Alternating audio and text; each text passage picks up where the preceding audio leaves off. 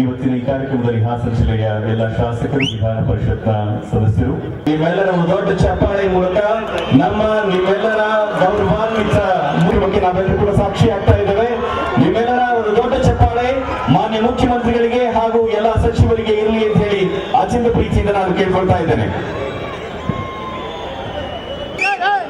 ಸಾಕಷ್ಟು ಕಾಮಗಾರಿಗಳನ್ನ ಉದ್ಘಾಟಿಸಿ ವೇದಿಕೆ ಹತ್ರ ಧಾವಿಸ್ತಾ ಇರುವಂತಹ ಮಾನ್ಯ ಮುಖ್ಯಮಂತ್ರಿಗಳಿಗೆ ನಿಮ್ಮೆಲ್ಲರ ಪ್ರೀತಿಯ ಸ್ವಾಗತ.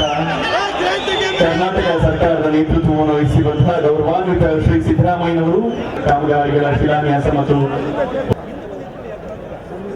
ಎಲ್ಲರಿಗೂ ನಮಸ್ಕಾರ. ಒಂದು ಇತಿಹಾಸ ನಿರ್ಮಾಣದ ಕಾರ್ಯಕ್ರಮಕ್ಕೆ ತಮ್ಮೆಲ್ಲರೂ ಕೂಡ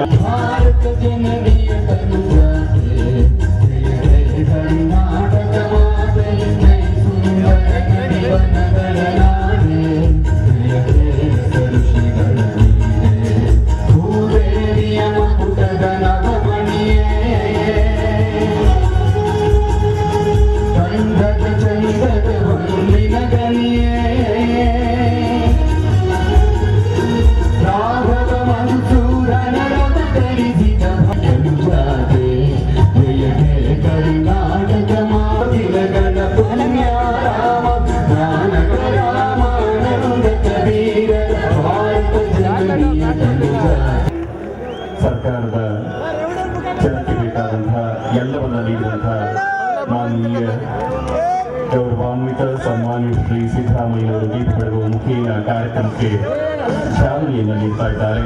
ಅನ್ನಭಾಗ್ಯ, ಕ್ಷೀರಭಾಗ್ಯ, ಆಶ್ರಯ ಸಾಲಮನ್ನಾ, ಡಾಕ್ಟರ್ ಅಂಬೇಡ್ಕರ್ ವಸತಿ ಯೋಜನೆಗಳು, ಕೃಷಿ, ಶಿಕ್ಷಣ, ಸಾಮಾಜಿಕ ನ್ಯಾಯವನ್ನ ಕೊಡಬೇಕು ಅನ್ನುವಂತ ಪರಿಕಲ್ಪನೆಯನ್ನ ಇಟ್ಟುಕೊಂಡು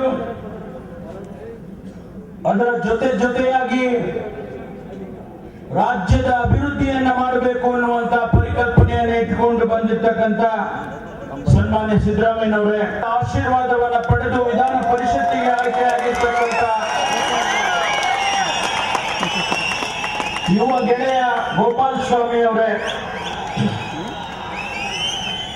ರಾಜ್ಯದ ಸಂಸ್ಥೆಗಳಲ್ಲಿ ಅಧ್ಯಕ್ಷರಾಗಿದ್ದ ವಿತರಣೆ ಮಾಡತಕ್ಕಂಥ 40-60 ರೇಷಿಯೋದಲ್ಲಿ ಜಮೀನು ಕಳೆದಂತ ರೈತರಿಗೆ ಮತ್ತು ಫಲಾನುಭವಿಗಳಿಗೆ ಹಕ್ಕುಪತ್ರವನ್ನ ಕೊಡ್ತಕ್ಕಂಥ ಆ ಏರಿಯಾವನ್ನ ಅಭಿವೃದ್ಧಿ ಮಾಡ್ತಕ್ಕಂಥ ಒಂದು ದೊಡ್ಡ ಐತಿಹಾಸಿಕವಾದಂತ ಕಾರ್ಯಕ್ರಮ ನಾವು ನೋಡಿಕೊಟ್ಟಿದ್ದು.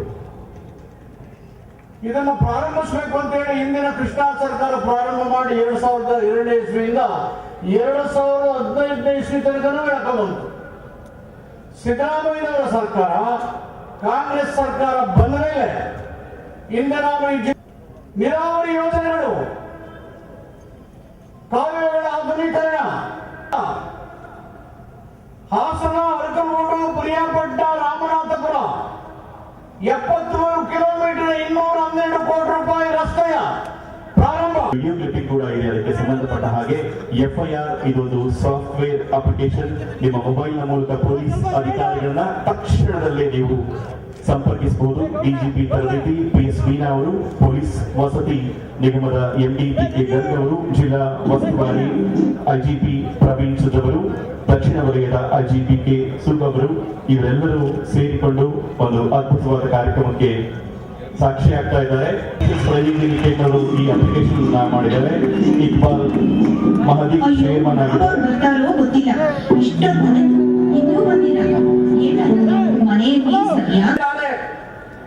ಏನು ಸುಮಾರು 0 ಕಿಲೋಮೀಟರ್ದಿಂದ 7 ಕಿಲೋಮೀಟರ್ದಿಂದ 73 ಕಿಲೋಮೀಟರ್ ವರೆಗೆ, 72 ಕಿಲೋಮೀಟರ್ ವರೆಗೆ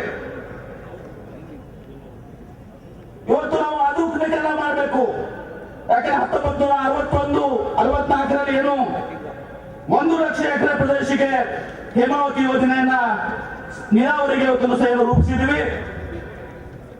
ಸದರಿ ಯೋಜನೆ ಪ್ರಕಾರ ಹೇಮಾವತಿ ಅನುದಾನದಲ್ಲಿ ಅದೇ ಸಾಮರ್ಥ್ಯ 1675 ಕ್ಯೂಸೆಕ್ಸ್ ಅಂತ ಒಂದು ವಿನ್ಯಾಸಗೊಂಡಿತ್ತು.